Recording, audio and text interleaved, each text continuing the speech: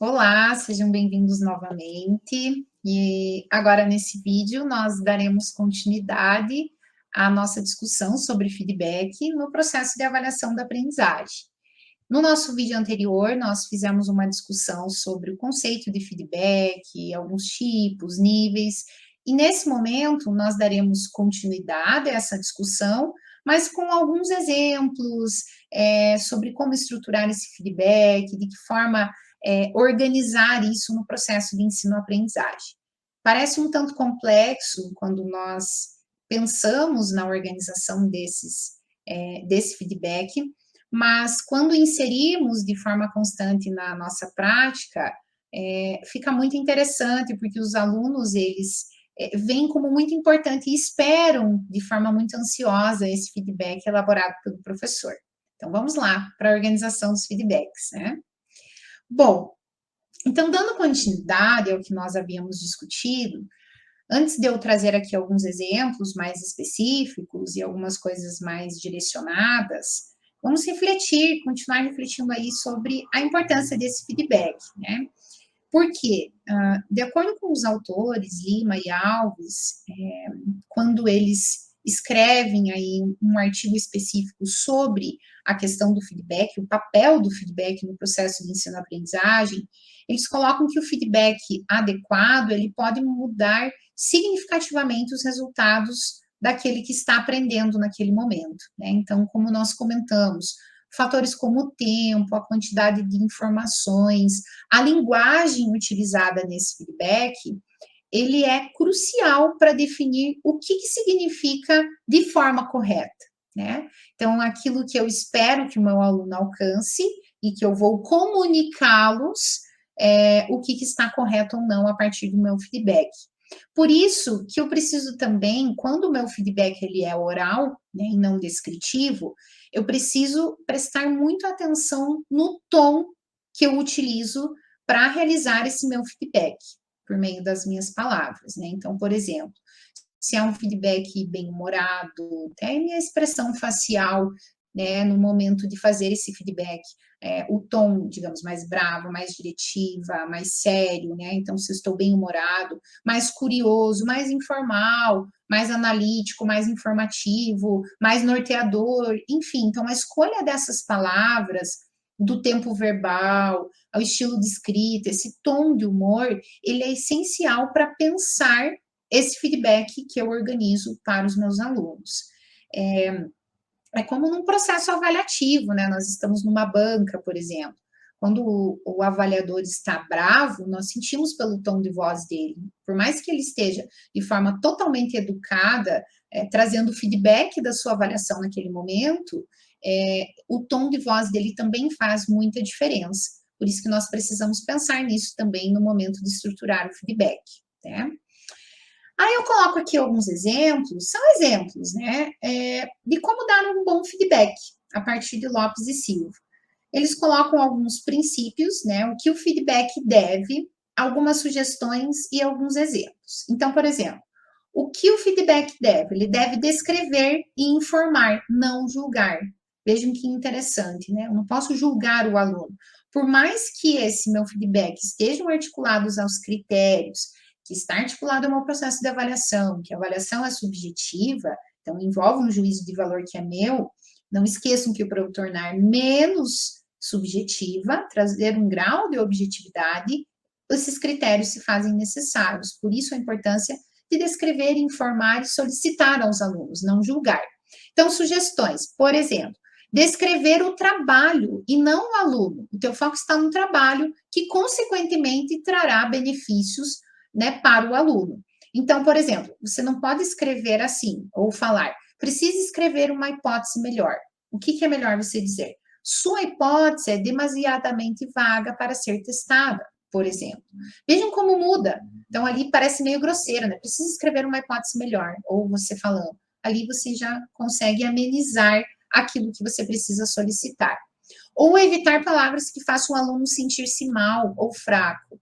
Por exemplo, eu já vi muitos professores dando feedback assim, está fraca a sua escrita, ou está fraco a organização do seu texto, né? Enfim, Então, o que é melhor, por exemplo? Deve acrescentar mais detalhes na sua atividade, que aborde, por exemplo, a importância da didática na formação docente.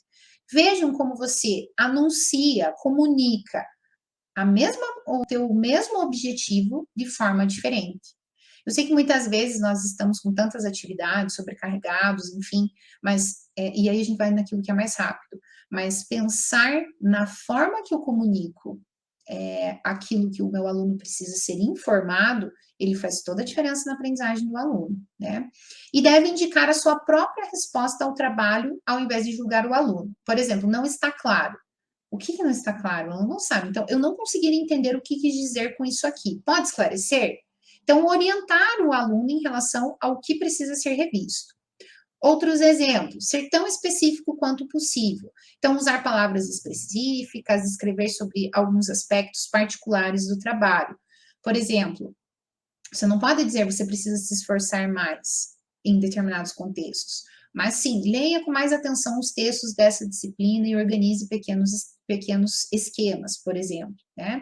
Você não pode comunicar, a importância de você comunicar ao aluno claramente aquilo que você deseja e utilizar uma linguagem simples para comunicar, né? Ou, por exemplo, não está claro, como eu comentei lá anteriormente, né? O teu argumento de que o gerencialismo não tem impacto no trabalho do professor não faz sentido, porque isso e aquilo. Então, sempre procurar apresentar, trocar essas questões, ó, não está claro, o relatório está ótimo, né, que é uma questão positiva, mas destacar o que especificamente que está ótimo, né? Então, por exemplo, seu relatório em relação às reflexões vivenciadas durante as aulas, sua articulação com os autores, ou seja, deixar claro para o aluno que ele precisa melhorar e o que está bom em relação a isso, tá? Aquilo que você deseja. Aí, os mesmos autores, né, que anteriormente eu mencionei, eles falam que nós temos uma escada de feedback. Vejam que interessante, né? Quanta coisa que envolve aí o feedback. Então, de baixo para cima, né? Então, 4 aspectos. Você precisa esclarecer para o aluno aquilo que você deseja que ele faça ou aquilo que não está bom. Valorizar aquilo que ele fez, quando possível, lógico. Questionar o aluno diante daquilo que você pode fazer uma pergunta para que ele possa inserir aquilo que você deseja que seja esclarecido, e também você pode sugerir alguns aspectos. Eu sempre tenho que utilizar todos esses elementos no momento de organizar um feedback? Não, às vezes não é possível, mas aqui é como se fosse uma escadinha, né? Esclarecer, valorizar, questionar, sugerir. Às vezes eu só vou esclarecer e sugerir, às vezes eu só vou questionar diante de determinada atividade, tudo depende dos seus critérios da atividade que você elaborou, tá? Então, e esses mesmos autores, eles falam que há um tipo de feedback sanduíche, né? Vejam que interessante. Depende da situação, gente, lembre sempre disso. Eu nunca darei o mesmo tipo de feedback para todos os meus instrumentos de avaliação. Mas, por exemplo, um feedback sanduíche, qual seria?